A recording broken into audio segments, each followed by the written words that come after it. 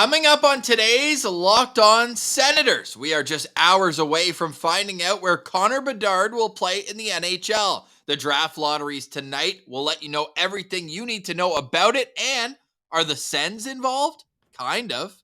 And the Ottawa Senators have went out and signed a European free agent. So we'll tell you all about him. And we love seeing the Leafs suffer. They're down 3-0 in their series. Let's go, Cats. Yeah, we'll probably get into that. And a season in review for Dylan Gambrell and Patrick Brown. This is the Locked On Senators podcast. It's your team every day. Your Locked On Senators, your daily podcast on the Ottawa Senators. Part of the Locked On Podcast Network. Your team every day.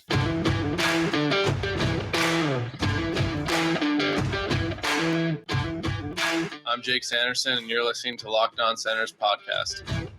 I'm Tim Stützle, and you're listening to the Locked On Senators podcast.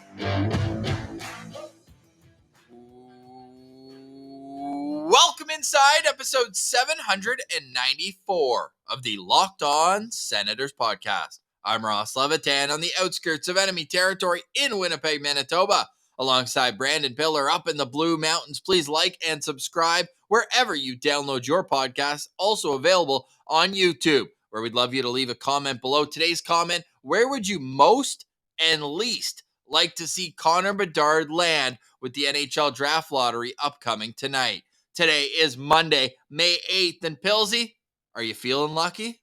I'm feeling very lucky, Ross. If you guys saw on Twitter, I tweeted out my first NHL Tankathon spin of the day, and that ended up seeing the Ottawa Senators 5.1% chance of drafting second overall successful. So I don't want to get too far ahead of myself, Ross, but I'm already starting to wonder what number Fantilli will wear in a black Sens jersey. You don't have to get too far ahead of yourself to know that they are out of the Connor Bedard sweepstakes. A new draft lottery rule is you can only move up 10 spots. So Ottawa finishing in 12th. If nothing changes, the Senators' pick is 12th, and we know that would be transferred to the Arizona Coyotes in the Jacob Chychrun trade. However, it is a top 5 protected pick. So as Pilsy alluded to, there is a 5.1% chance that the Ottawa Senators move up and draft second overall. Just for completeness sake, Pilsy, there's also a 0.1% chance that they draft third and a 0.1% chance that they draft fourth. But we've got our eyes set on Adam Fantilli. Yep. If that pick goes in Ottawa's favor, whoever gets the pick, it's Adam Fantilli's pick to lose. And this guy just won the Hobey Baker as a freshman. The last guy to do that, Jack Eichel, also went second overall. It turned out all right. Yeah, I mean, that's the thing. Like, you talk about a consolation prize not getting Connor Bedard, but any team will be pretty stoked to get Adam Fantilli. So this is going to be an interesting draft lottery because there's a lot of teams that, with the star power that is in this 2023 draft, where you end up because of the lottery could change your franchise forever. So this is a huge, huge night. Anaheim comes in with the best odds, 18.5%, and my goodness, did they earn it. They finished the season on a 13-game losing streak. Yeah, Ross, they were one of those teams where we were so excited when the Ottawa Senators finally got their chance to play the Ducks. So that's actually their odds to win the lottery are 18.5%. For the number one overall pick, they're actually 25.5%. Yeah. So that's head and shoulders above. That's double everyone else. Columbus at 13%, then Chicago at 11%, San Jose at 9%, Montreal at 8%, Arizona at 7%, 6th place. Philadelphia at 6%, Washington at 6%, Detroit, St. Louis, Vancouver, Ottawa. I'm excited. It's going to be it. And Ross, I'm excited because I have a different feeling about this one because before, the Senators needed the draft lottery to work out in their favor. And of course, it didn't really. I mean, you end up picking Tim Stützle and Jake Sanderson when it matters most. So who cares what number you got there and how the lottery ended up? It's irrelevant now. But in a year where it's so low chances, they're not worried about being a top team in the draft. They're not rebuilding anymore. And if they don't get that high pick, they lose their pick. I just got a weird feeling that this is going to happen, that the Sens are going to get lucky here. And this has been a hockey year where things that you think should have happened are not happening. So throw what you know out the window, and the Ottawa Senators have a good chance at getting second overall, Ross. I'm putting it at good. Good. Okay. Good. Good. That's the official slogan of the day. If the Senators do somehow, some way, win the draft lottery, of course, you know to follow on Twitter at Sens Central, Instagram lockedon.senators, and right here on YouTube, we will have immediate reaction as soon as we can. Wow. Even just the thought of it is huge. But realistically, it's going to go to the teams near the top. Pillsy, if people are watching on YouTube, they can see the order. Who is your preferred destination? I mean, for Connor Bedard, the Sens have 0.000% chance. Where would you like to see Connor Bedard play? Honestly, I want to see him go to Anaheim. I think like if you get a team that has Zegras, Bedard, there's so much fun potential there. McTavish and Ross, they're so far away from Ottawa, and I know there's the rivalry. The Ducks beat the Sens in their only Stanley Cup final, but I'm over that, and I want Connor Bedard as far away as possible, and I think it would be fun if he went to California. So Anaheim's my top pick. All right, my top pick's going to be at the other end of the ledger, the team with the least amount of chance to get him. But I'm a sucker for a good hometown story. You know that with Claude Giroux and others. So I got to go with Vancouver. He's a North Vancouver native, and they're in a bit of a mess, the Canucks. And I wouldn't mind seeing him kind of boost that market to where it should be as one of the better ones in the National Hockey League. So I'm going to go with Vancouver as my number one choice. But of course, they're so far down. I want to give you another one up top. Part of me wants to say Arizona just because I like what they're building there, but also they would need to also build an arena to stay there. So I do not want to see Connor Bedard play 41 games at a rink smaller than where he plays in Regina. So I'm not going to go with Arizona. I'm not going to go with San Jose. I don't really want Chicago, but I mean, it's the lesser of the three evils in my opinion right here, where it's a team that's so far out of it. But they already had their run of success, and obviously with some hot fight stuff, you don't really want to see them get blessed by the league in a lottery situation. But keep this guy out of the Eastern Conference. Can I say that? Yep, exactly. My next pick is going to be San Jose, Ross. I want him out of the Sens way. I know there's also a rivalry between San Jose and Ottawa a little bit, but also I think that would kickstart getting Carlson out of there because then they go full rebuild mode, and or would it do the opposite? Would it keep him there because they think they have a better chance? I don't know, but honestly, my goal is just far away from Ottawa. So Anaheim and San Jose, that's where I'm going. Where would you least like to see him go? Oh my God, this is the easiest answer ever. Montreal. That would be an absolute disaster. So Montreal is my answer. And 2 back-to-back first overall picks we'd need to do an investigation into the league office. Well, and Ross, everyone is aware that the Montreal Canadiens, they just are not capable of drafting a centerman and having it work out for them. So I wouldn't want them to ruin Connor Bedard. Yeah, that'd be a real shame. Good thing the Rangers aren't in the lottery then either.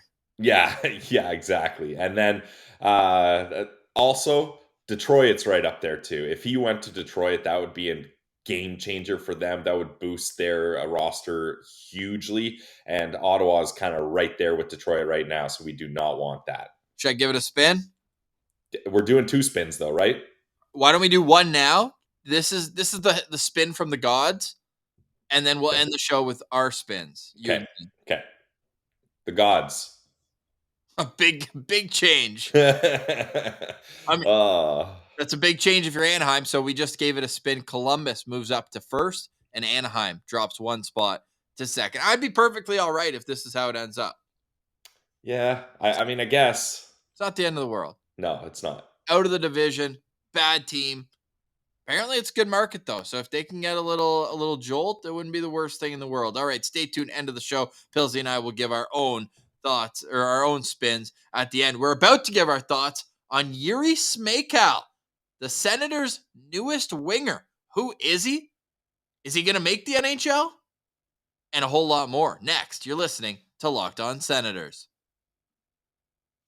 Today's episode is brought to you by our friends over at Indeed. Guys, if you are looking to hire for your business, you need Indeed. And there's so many good reasons why you should go there, because you can save time, because it's the hiring platform where you can attract, interview, and hire all in one place.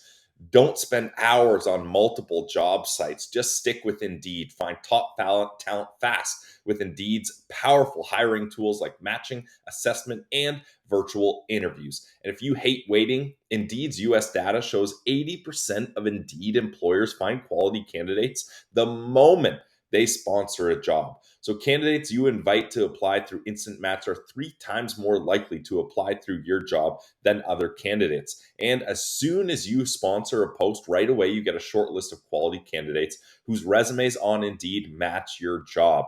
Indeed does the hard work for you. Sponsor a job and they'll match you with quality candidates right away. Join over 3 million businesses worldwide using Indeed to hire talent fast. Indeed knows when you're growing your own business, you got to make every dollar count. That's why you only pay for quality applications that match your must-have job requirements. Visit Indeed.com/lockedon to start hiring now. Again, guys, Indeed.com/lockedon. Terms and conditions apply. Cost per application pricing not available for everyone. Need to hire? You need Indeed. Today's episode is also brought to you by Shawarma Palace. You know we love local, we love a good shawarma, and we love our friends at Shawarma Palace. You can go visit them at any of Ottawa's 9 locations. They're in the Carleton University Food Court, they're in the St. Laurent Shopping Center, and everywhere in between. They're also out in Orleans. You're never too far away from a Shawarma Palace. They are so delicious. The platters, I miss it so much. I almost booked a flight home. I had a couple days off just so I could go eat at Shawarma Palace. That is how delicious they are. They have the reputation for 3 reasons, I'll say. 1, because the quality is always at the top end of the spectrum. What else?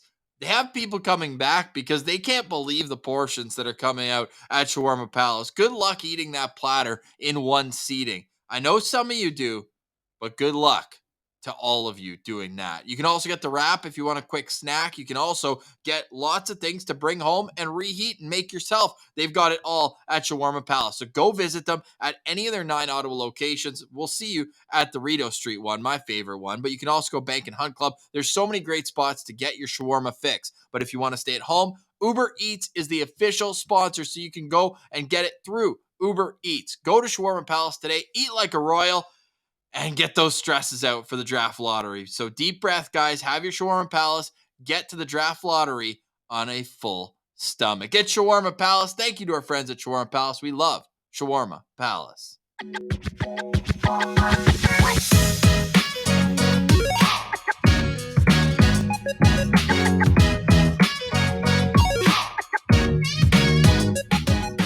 All right, Pilsy. Should mention the NHL Draft Lottery, 8 o'clock Eastern time tonight, is the start of the show. So to me, that makes me think that about 8:30 Eastern time, we will learn where Connor Bedard is going. But I almost feel like they're going to get it going quicker, Ross, because the only game of the night is at 8:30. So that would be terrible scheduling job by the NHL to have that going on at the same time. But we've known them to kind of fumble these things before. Yeah, kind of like having 1 game on Saturday and then 3 on Sunday. Yeah. Whoops. And 1 game on Friday as well. Weird. I know the schedulers have a tough gig, but my God. Hey, it's going to be a lot easier for the schedulers because teams on the brink of elimination, Pilsy. Yeah, that's certainly going to make things easier, as I wonder if the Leafs fans still are chanting "We want Florida" at this point. They aren't. And hilarious. I put out the exact same tweet 2 nights in a row. We want Florida. Clap, clap, clap, clap, clap. And yeah, it did numbers both times. Hilarious. And nothing like piling on the Leaf pile at a time like that. It looked hilarious. Just everyone just dejected. Carlo Koliakos sent a photo in his group chat. Somebody had broken their TV with their fist. Like Nice. it is pure mayhem in Leafs Nation. And we're here to say, sucks to suck. Yeah, and Ross, it sucks in the playoffs. You don't want to see injuries, obviously, but if only the Leafs, like, imagine they had a goalie that they could put in when Samsonov went out, that they just acquired this offseason, that has Stanley Cup pedigree, that already has 2 Stanley Cups on his hands. Yeah, $4 million salary. Yeah, like that would be perfect right now if they had a guy like that. I mean, he was healthy. He went down and got dressed. Matt Murray, after Ilya Samsonov got hurt, he went down and got dressed and sat on the bench. So, like, is that the new Matt Murray special? When he backs up, he just sits in the press box? I mean, they better have a elevator ready for him, because you do not want that guy taking the stairs from the press box to the dressing room. Oof. Joseph Woll was actually really good. I think he might start the next game.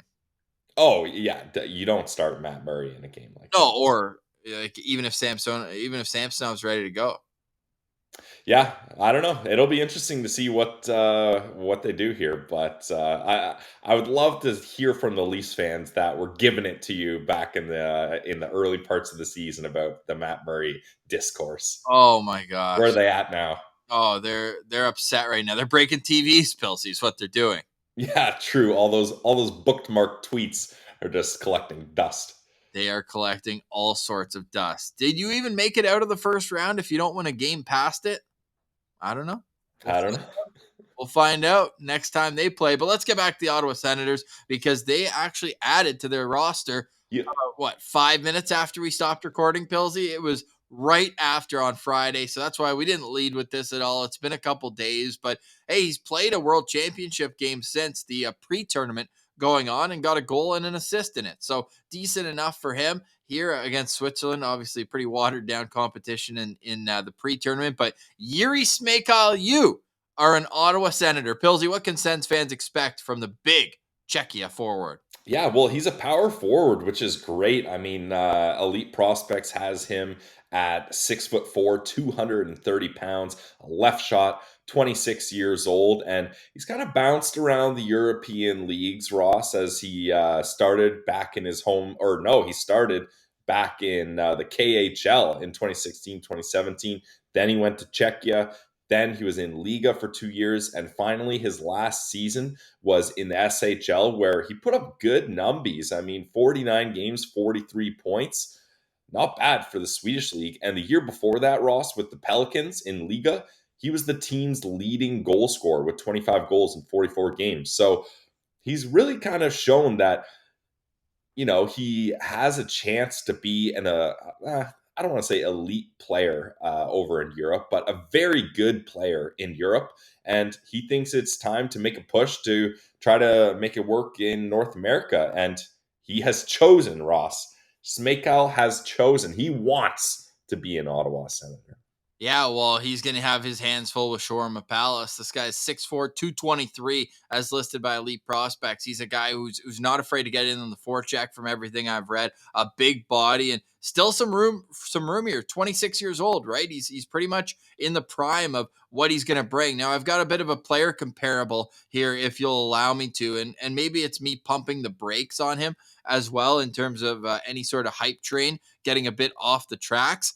But there's a player who came to Winnipeg last offseason who was in a pretty similar situation. I'm talking right down to the age, right down to the physicality, the style of play. And that was Saku Maenalainen, who he came over after playing in Liga last year, and he had 41 points in 47 games there. And his whole career was kind of around that, like mid-40s points, right? Same, lots of years of experience. He came over and in 64 games had 4 goals and 10 points. So I wouldn't expect the points to translate, but I do think that the style would. And he was a guy who could play at the NHL level every night on a team that made the playoffs. So from that standpoint, I think he's gonna play games for sure. I just don't think that we can get the hype train up to where he's gonna be like a double-digit scorer or a guy who's gonna be, a top 9 guy. I think bottom 6 would probably be the way I would describe him as a player, even just stylistically. And if he can battle for a fourth line, even if he can make it uncomfortable in training camp for these prospects like the Igors and the Robies, and they're not going to be handed anything, I think that makes this a successful signing. Yeah, and I mean, he's a very similar type player to Julien Gauthier, right? Even same age, same size. So if you kind of spark that internal competition, if they do decide to bring Gauthier back, I think that's good. And yeah, I see him kind of being, someone that's going to get maybe 65 games as a 13th forward that's bouncing in and out of your lineup. He is waivers exempt, so if they decide he's not cutting it, they can send him to Belleville. But that would be an interesting move because his minor salary is only $82,000, and He might be on a one-way ticket back to Sweden. I can probably tell you he was making more than that over in the European League, especially as a 20-plus goal scorer. So it's going to be very interesting to see how they use Smejkal here, but this is a nice low-risk signing by the Ottawa Senators, and just see what you got here. So I like this move because they need to address the bottom six, but Ross, they can't be spending money on the bottom six.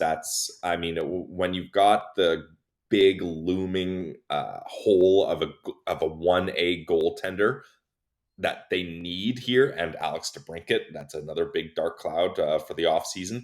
You can't be going out there and spending $2 million on a bottom six guy. So you got to try to take these flyers and see if one pans out. So I like the move. Jiri Smejkal will have a cap hit of $870,000 next season. He had a brief stint in North America as a junior player, playing for the Moose Jaw Warriors in 2014-15, and then 15-16, splitting time between the Warriors and Kamloops Blazers. Also played at the World Juniors, and then went KHL for half a season, back to his home country of Czechia, then over to the Liga for 2 years, and then last year was his first in the SHL. Pilsy, it was almost a trade between the team he's coming from, Oskarshamn, if I may pronounce that correctly. If not, sorry, and the Ottawa Senators. Who's going the other way, you ask? We'll let you know after the break, and then we'll finish off today's show with our season in reviews for Patrick Brown and Dylan Gambrell. You're listening to Locked On Senators. Today's episode is also brought to you by our friends over at Built Bar.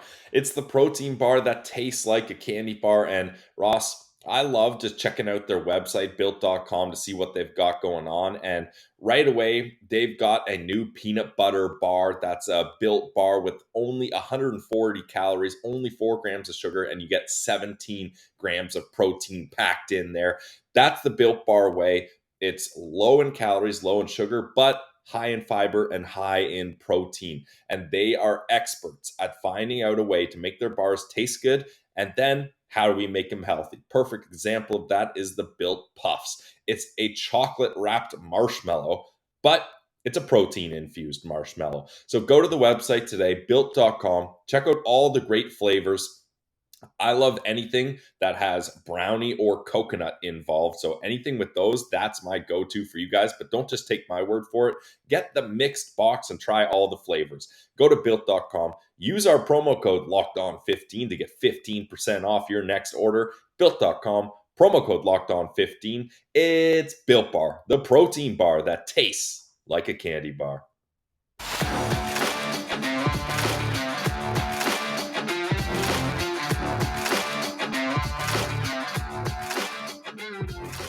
All right, Pilsy.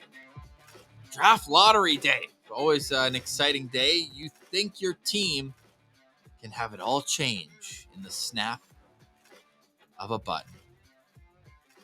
So this trade that I'm alluding to, do you know what I'm talking about? I have no clue what you're talking about, Ross. So the Ottawa Senators signed Jiri Smejkal out of a team in the SHL named Oskarshamn. And again, I hope I'm pronouncing that right. If not, Alex Linskog will let me know. However, Victor Lodin has now left Belleville, which we kind of knew during the year, and he signed on that exact same team. True. Yeah. Okay. I forgot about that. That's a nice little way to tie that in together. So, yeah, it's sad things didn't work out for Slick Vic, as he showed some real flashes of brilliance with offensive highlight reel goals, but the consistency wasn't there. And kind of been some rumblings that maybe off ice there's some issues that aren't helping him succeed in North America. Let's just say that. I don't think he's going to be back ever. Even though I think that he came over and wowed in that opening stint, earned an NHL game at the end of it. It was so unfortunate because coming into the season, Pierre Dorion made mention that, this guy could push for an NHL spot out of camp.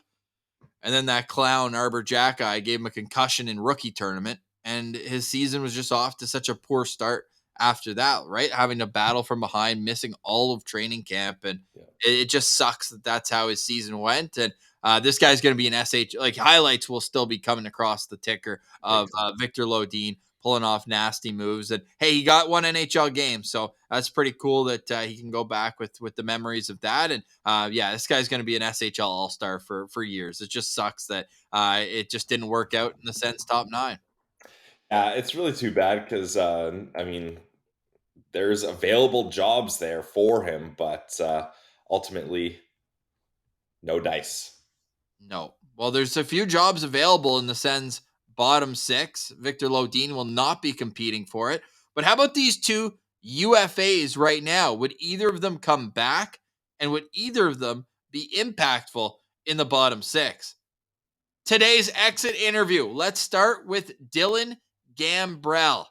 Dylan Gambrell. Where to begin with old Gamby, Pillsy? Could I bring up the fact that he was the third line center for like half the season? You could bring that up, definitely. That's a position that I think Sens fans did not want to see Gambrell playing a majority of his time as a third-line center. But Dylan Gambrell last year had 60 games played, 4 goals, 6 assists. The Corsi numbers aren't so great for a guy that's supposed to be kind of a defensive tool to be used in the bottom 6, as his Corsi for percentage is 44.6. The fan grade, 51.2% of you gave him a C. I gave Dylan Gambrell a C as well, Ross. I mean, kind of a player that wasn't expected to do too much, but he was a serviceable NHL player. I mean, he played 60 games, and down the middle, the Ottawa Senators had injuries, so they needed someone that could do that. However, for being touted so good defensively, he didn't always show that to me. But he did have a couple really nice plays with his 10 points. There's a couple highlight reel plays in there that kind of wowed you and made you just smile that Dylan Gambrell's pulling that off. But overall, for me, Ross, I think the time between Dylan Gambrell and the Ottawa Senators is probably over, and they can look elsewhere to try to fill that role. I would think that's a good idea. Dylan Gambrell has played 123 games with Ottawa. 7 goals, 10 assists, -2, and it just feels like it's just time to move on. It's time for fresh blood in the bottom 6. We've had it the last 2 years, the same guys down there, and it just needs a rejuvenation. It needs a makeover, and that's not to say, again, good reference. I will give Dylan Gambrell a good reference for any other NHL team that is looking at acquiring his services. But in Ottawa, I just think it's time to move past it.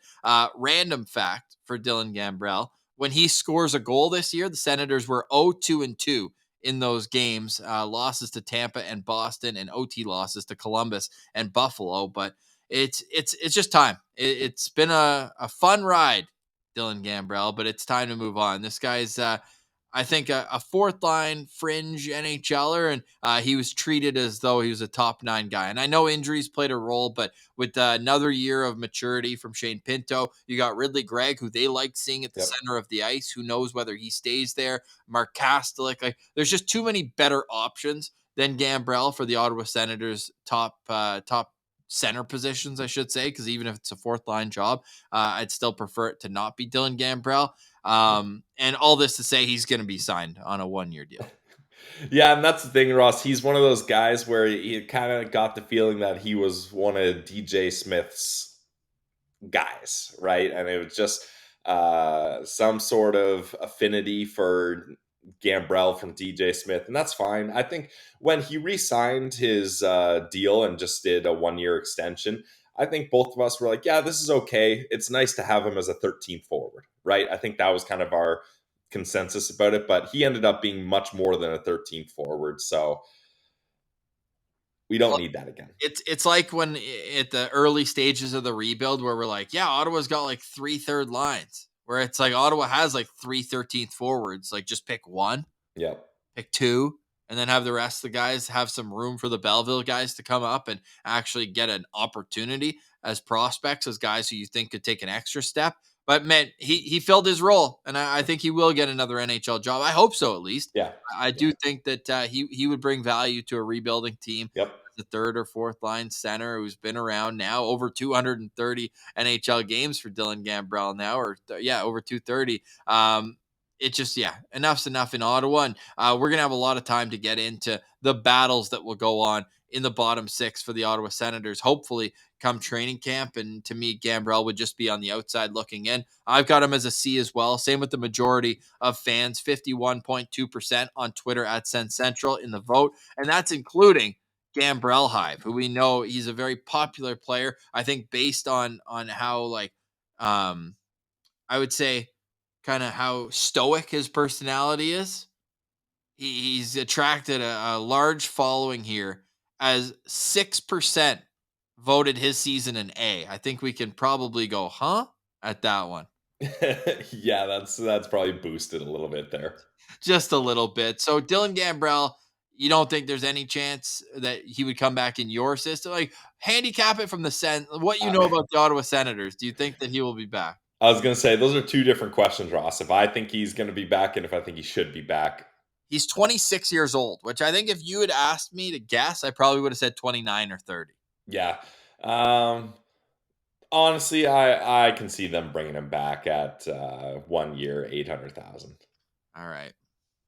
Now let's get into Patrick Brown. Patty Brown came in hot. His first couple of games, he was coming in. The vibes were at an all-time high. He and Jacob Chychrun coming in at about the same time. He ends up playing 18 games with the Ottawa Senators, gets 2 goals and 3 assists. Funny enough, the same stat line as Jacob Chychrun. He did play 6 more games, though, than Chychrun did. But, he played his role, I guess. He went in and hit everything, which seemed to be the case. He scored in his first game with Ottawa, which you'll see in the photo that I'm bringing up, him doing the flyby next to the bench. But Patty Brown, I thought he was going to be an absolute star. What were you saying? You were going to get his jersey if he accomplished something? I still do need to get a Brown jersey. I didn't say I would get a Patty Brown jersey, but I did agree to a Senators Brown jersey. So I'm going to work on that. We'll see how his contract negotiations go and if he's back. But yes, I did promise the fans, and there was some funding, especially from our guy, Jimmy Stu, on Twitter to go towards that jersey. So I haven't forgot about that. And Leems Martian and I were fired up about this guy when he came in, and I declared myself a Patty Brown guy, but things kind of fizzled out a little as time went on, Ross. I think he was just overused. Like, if you look at his time with Ottawa, the last number of games, he had a game where he played over 16 minutes. What are we doing here? Twice. Yeah, it was too much. And the thing is, Ross, I thought he was going to be a perfect fourth line guy that could kind of take over for Austin Watson on that right wing. And he was 3 points in his first 8 games, averaging 8 minutes and 50 seconds. But then after that, they played him over 10 almost every game the rest of the way.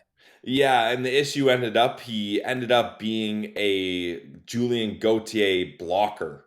Because I think, at least this is my opinion, I thought we should have seen more of Julien Gauthier on that third line as a winger with Shane Pinto and Mathieu Joseph. But instead, Patty Brown took up a lot of that airspace, and we didn't really get to see what Julien Gauthier could do in a better sample size for a guy that's an RFA that you traded Tyler Mott for.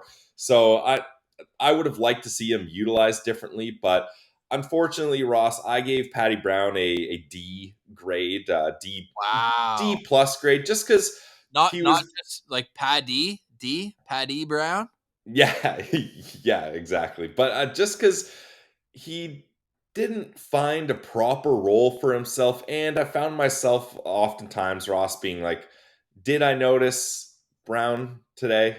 No, I didn't. And I don't want to knock the guy too hard, because I do think, again, kind of similar to Dylan Gambrell, he can find a role on a bottom six on a rebuilding team and be serviceable. But are you going to give him a reference?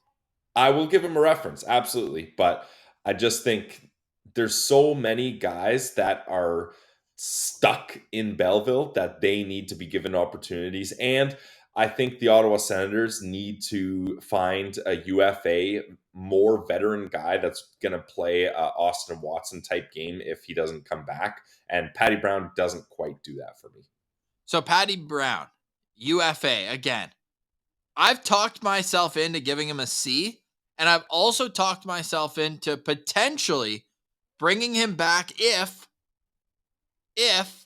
he'll take a two-way contract where the AHL salary is large. Remember, this is a guy where he's only played I guess he played parts of a couple seasons, one game with Vegas in the 2019-20, then 4 games during the COVID season. And then he's pretty much been an NHLer in and out of the lineup the last 2 seasons between Philly and Ottawa. But if he's okay with going to like that quadruple A role, for lack of a better term, I'd love to have him in. Like the guy who I'm comparing him to in a sense, and it's really unfortunate that Ottawa lost this guy because he was an absolute star where he went. But Logan Shaw with the Marlies, it just feels like that type of organizational depth. And I'm happy to have as much of it as possible, but not blocking and playing. Like these two guys, no offense, but this would have been an okay 4th line, but they played together on the 3rd line for what felt like too long. And I know injuries play a role, but I would rather have seen, like you said, Gauthier on that 3rd line and Ridley Gregg when he was healthy. But even without him,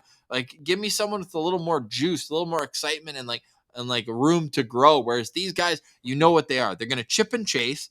They're going to go and hopefully hit someone in the offensive zone, and then they're just going to skate back, play defense. They're going to get it. They're going to chip it and chase it again, and there's just not a whole lot of control with what they're going to do. But he's been a captain in the AHL before. He's a Calder Cup winning captain. He brings experience. I like what he does on that side, but we're just at a point, and I'm borrowing this from the Wrexham documentary. I told you I started watching. Nice.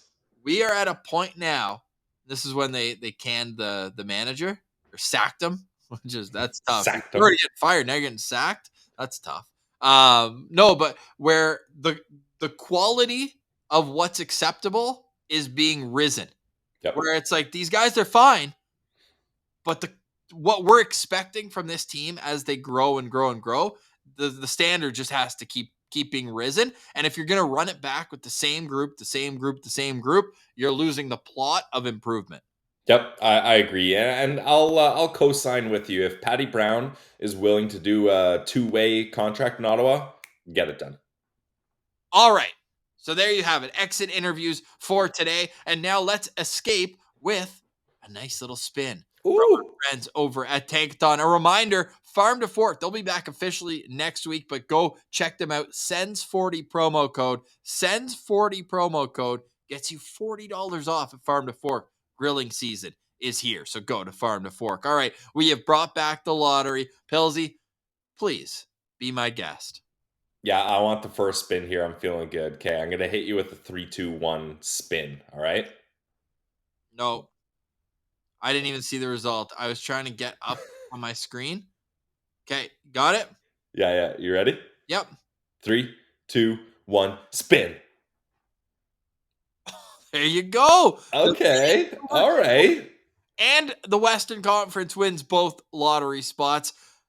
This would be a nice result, Pillsy. Vancouver first, San Jose second, Anaheim, Columbus, Chicago all moved down 2 spots. Yeah, I don't love the Vancouver one as much as you do, just because that market is so weird. I have no clue what's going on there. They have no clue what's going on. They traded a 1st-round pick for Philip Hronek this deadline. They are just out of control. So I'm almost worried that him going there, the media and the fans, this is a guy that's going to be trying to go to the pumpkin patch, and guys are getting all over him. So we'll see how that goes for him in Vancouver.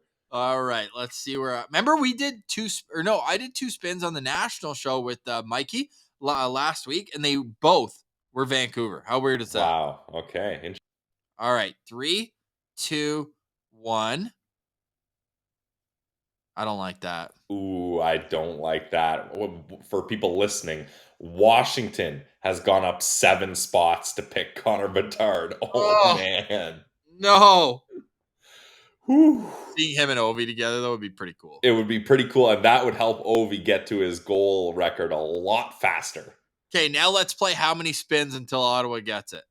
So 1, 2, 3, 4, 5, 6, 7, 8, 9, 10, 11, 12, 13, 14. 14. Okay, 14. On the 14th try. So that just shows you the volatility of the NHL Draft Lottery. But enjoy it all tonight. Pillsy, any final thoughts on today's show?